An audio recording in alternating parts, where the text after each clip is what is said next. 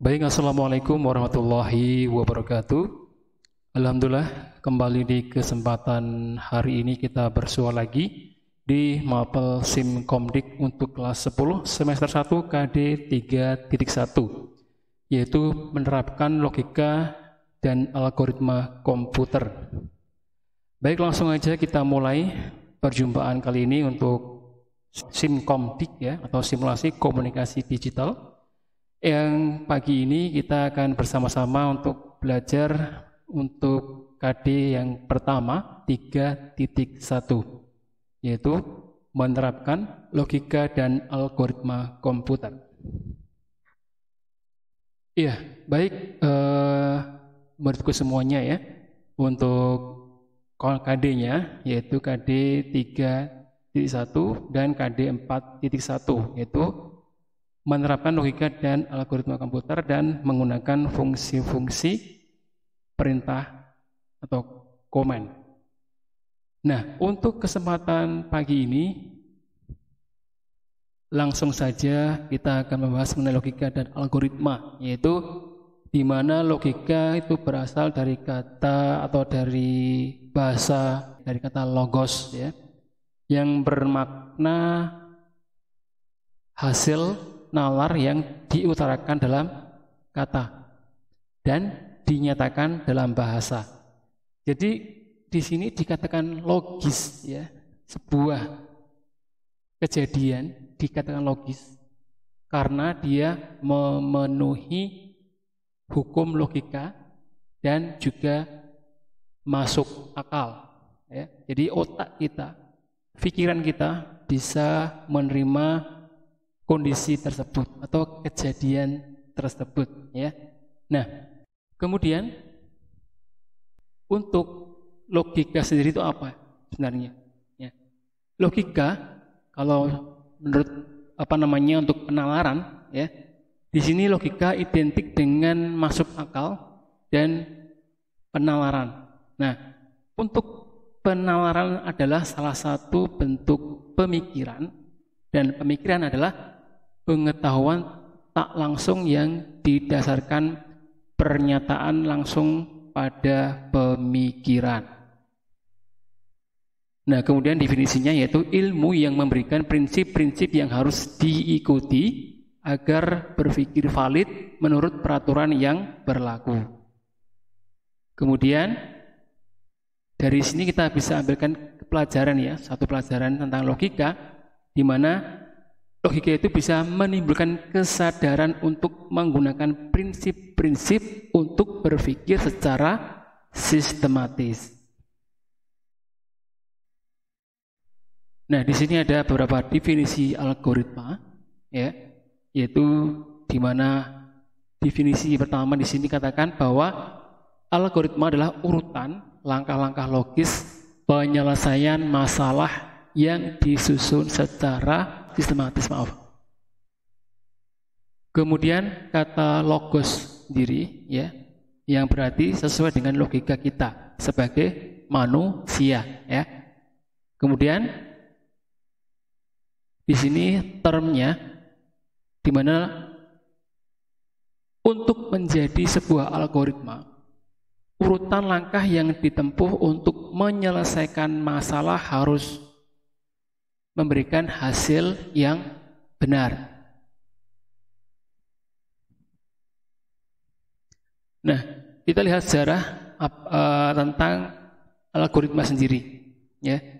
Nah, di sini dikatakan bahwa kalimat atau ilmu algoritma sendiri dari seorang penulis Arab yang bernama Abu Ja'far Muhammad Ibnu Musa al-Khwarizmi, ya. Dia seorang penulis kitab Al-Jabar wal Muqabalah atau pemugaran dan pengurangan ya. Nah, dari kata Al-Khwarizmi ini dibaca orang-orang barat menjadi algoritma. Nah, kemudian kata algoritma sendiri berarti proses menghitung dengan angka Arab. Nah, seseorang dikatakan algoris jika orang tersebut menggunakan angka Arab. Nah, berarti kita semua juga termasuk algoris ya, karena kita menggunakan angka-angka dari Arab, ya. Secara nggak langsung angka yang kita pakai di sini ya, untuk menghitung 0 sampai 9 itu dari tulisan atau dari Arab ya, bukan dari Barat ya. Kalau kita menggunakan tulisan Romawi mungkin dari sekarang nggak kayak gini tulisannya ya. Di mana ada X1, X11 dan sebagainya ya. Jadi angkanya agak aneh. Dan kita harus menghafal lagi ya kan. Mungkin kalau angka Romawi itu diterapkan dalam bentuk matematika sekarang susah ya, susah menghitungnya kita. Kita harus menghafalkan karena angka dari 1 sampai 10 aja kita kadang lupa. Ya. Nah, jadi dengan angka Arab ini sangat membantu kita ya. Ya alhamdulillah kita dikenalkan langsung dengan angka 1, 0 sampai 9 itu dari angka Arab atau dari tulisan Arab. Ya, jadi bersyukurlah ya dan alhamdulillah ya. Angka Arab itu yang nggak sadar ya bahwa kita sudah menggunakannya ya. Walaupun sekarang tulisannya agak beda. Ya, karena sama juga karena mereka mengambil kalau dari angka Arab dan angka sekarang yang kita pakai sekarang, update sekarang itu juga mirip ya, angka 1 sama 1. Angka 2 juga tinggal otak-atik aja sama ya. Oke, baik. Nah, kemudian di sini kita lihat secara kata algoritma sendiri lambat laut menjadi algoritma ya. Di sini disebabkan oleh kata algoritma sering dikelirukan dengan kata aritmatik ya, sehingga akhiran SM menjadi THM ya. Sehingga jadi kata algoritma diserap ke bahasa Indonesia menjadi algoritma. Nah, di sini domain algoritma di mana? Nah, ini domainnya apa sih? Nah, dalam domain algoritma sendiri, di sini ada beberapa titik, beberapa item ya, ada masalah, ada pemrograman ya, ada proses. Ya. Dan algoritma sendiri adalah prosedur untuk menyelesaikan masalah ya, dan seringkali satu masalah dapat diselesaikan dengan lebih dari satu cara. Banyak kemungkinan ya di sini ya maksudnya ya. Nah, di sini ketika kita ada masalah, nah kita bisa menyelesaikan dengan urutan-urutan ya yang bisa kita buat sehingga masalah tersebut terselesaikan. Dan juga ketika kita membuat sebuah program dalam komputer ya, di mana domain algoritma sangat kental di situ ya. Karena di sini adalah urutan-urutan yang harus sintak ya dalam bahasa kita dalam pemrograman ya. Harus urut ya dan dimengerti oleh komputer ya. Jadi representasi formal dari suatu algoritma menggunakan bahasa pemrograman yang bisa dimengerti oleh komputer. Nah, kemudian untuk prosesnya di sini yaitu sebuah aktivitas untuk menjalankan langkah-langkah dalam algoritma. Jadi ada satu proses yang bersama di sana ya, yang mungkin dari kita, dari otak kita juga akan memprosesnya juga ketika kita dalam suatu atau ada masalah yang harus terselesaikan. Hal yang harus dipenuhi dalam membuat algoritma. Input, ada proses, ada output.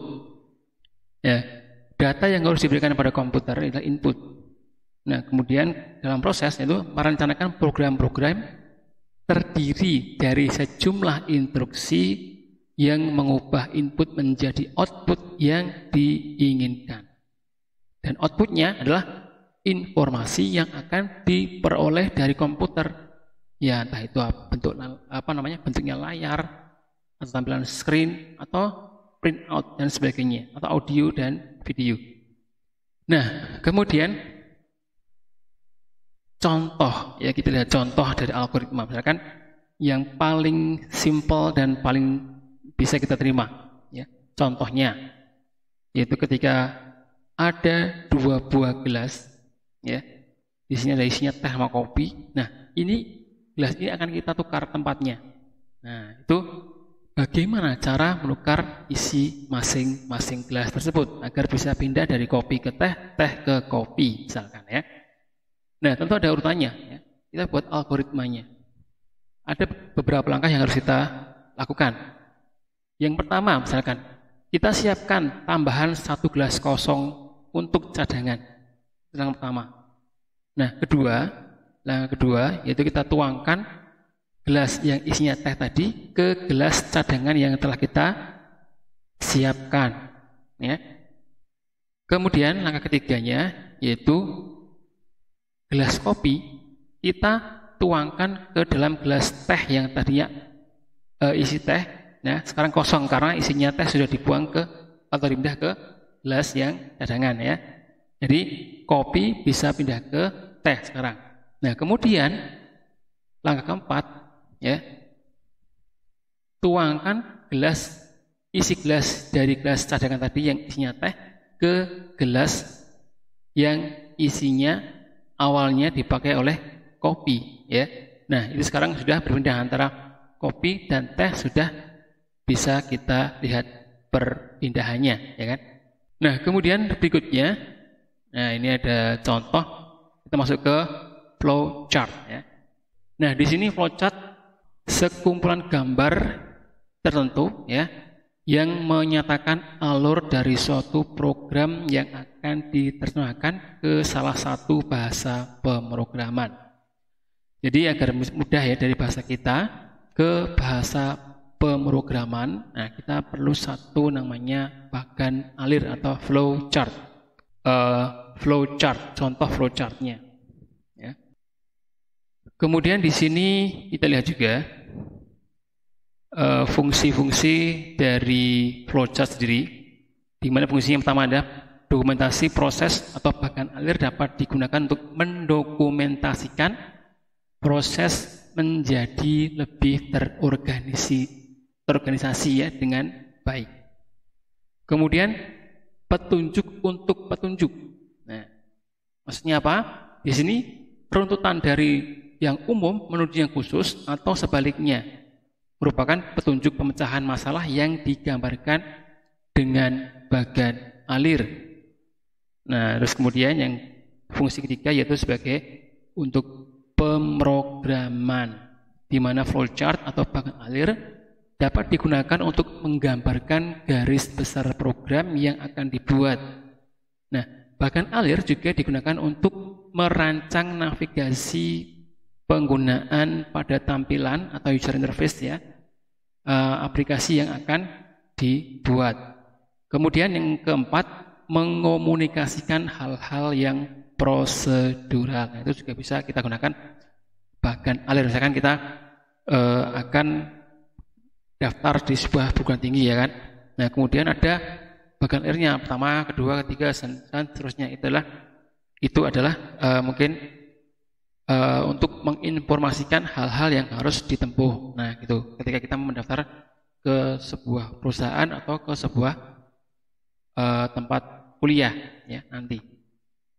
Kemudian next di sini ada simbol-simbol flowchart ya, di mana ada dua macam ya, dua bagian, yaitu flowchart yang digunakan untuk alur sistem, kemudian flowchart yang digunakan untuk menggambarkan alur dari suatu program. Nah, contoh di sini ada flowchart yang menggambarkan alur sistem.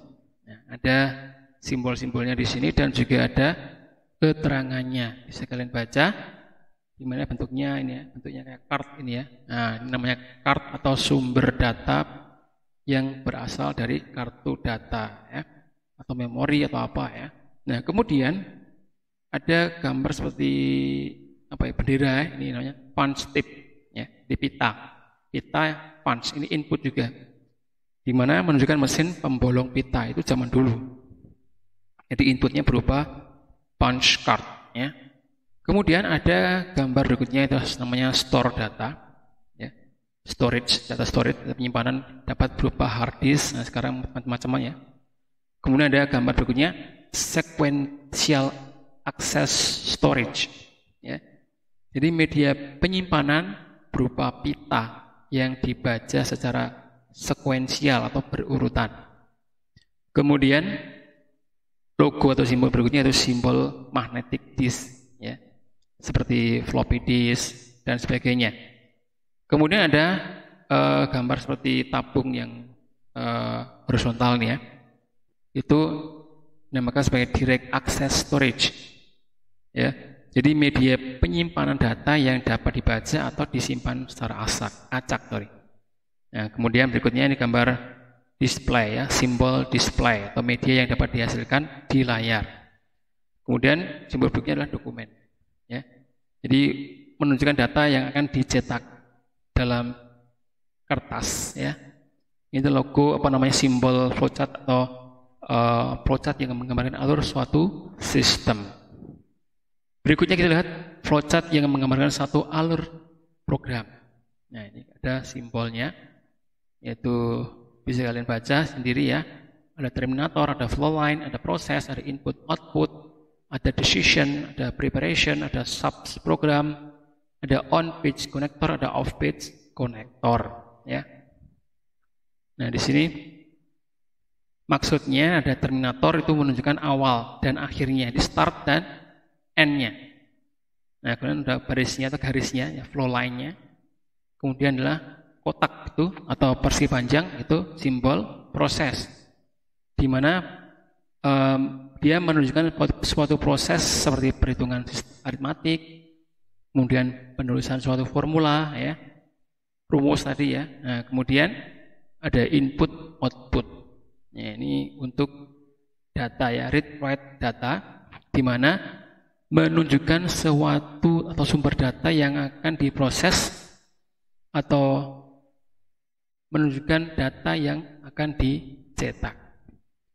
Kemudian yang kayak belah ketupat ya, itu adalah decision, suatu proses evaluasi ya, atau pemeriksaan terhadap nilai-nilai data dengan operasi relasi ya. Kemudian ada preparation ya, ada hexagon itu ya. Kemudian ada subprogram, simbolnya kayak gitu, kayak kotak ya, dibagi tiga. Kemudian ada on-page connector. Nah, ini ada tanda sambungan ya. Sambungan dari flowchart pada suatu halaman kertas. Misalkan panjang flowchartnya, di bawahnya masih ada sambungannya ke samping, misalkan. Nah, itu dikasih on-page connector. Kemudian yang sambungan berikutnya, nah ini menunjukkan bahwa ada sambungan yang ini ya, off-page ini ya, berarti di beda halaman kertas. Kalau yang masih satu kertas mungkin cukup yang pakai lingkaran. Kalau sudah di beda kertas, karena saking banyaknya flowchartnya, panjang flowchartnya, maka dia beda kertas, maka digunakan simbol yang off-page connector. Ya. Next, ya, kemudian di sini ada contoh kasus permasalahan yang sederhana. Misalkan kita akan membuat algoritma ketika kita sarapan. Ya. Oke, di sini ada langkah-langkahnya ketika kita sarapan. Nah, yang pertama adalah lihatlah makanan pada meja makan. Ada atau tidak? Nah, gitu ya. Tersedia atau tidak? Kemudian jika tersedia, sarapan dapat dimulai. Jika tidak, ingin membuat sarapan atau membeli. Nah, ini ya, ada dua decision. Jika ada, mulai sarapan. Jika tidak, mau beli atau mau sarapan. Kemudian, ya, membuat atau mau beli gitu maksudnya.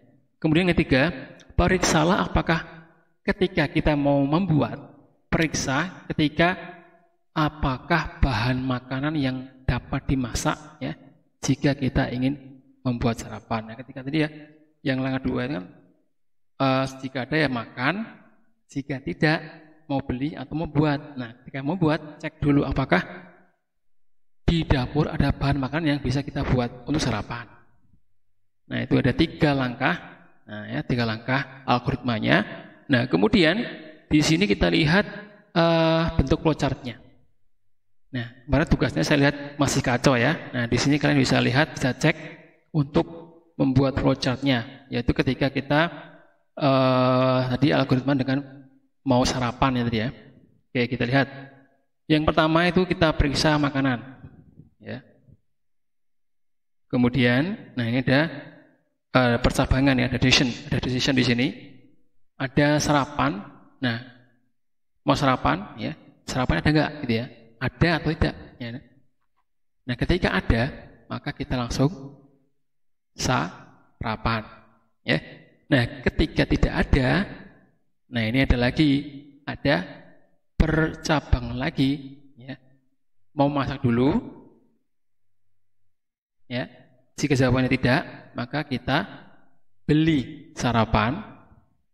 Jika iya, maka kita harus lihat dulu apakah bahannya ada, ya kan? Jika tidak ada, maka ya tidak sarapan berarti. Karena kita sudah memutuskan kita sudah memutuskan kalau kita mau bikin sarapan, ternyata tidak ada, maka tidak sarapan. Nah, ketika bahannya ada, ya, maka kita langsung buat sarapannya dan kita bisa sarapan. Alhamdulillah, ya. Itu bentuk flowchart dari algoritma sederhana kita ketika kita mau sarapan pagi, ya.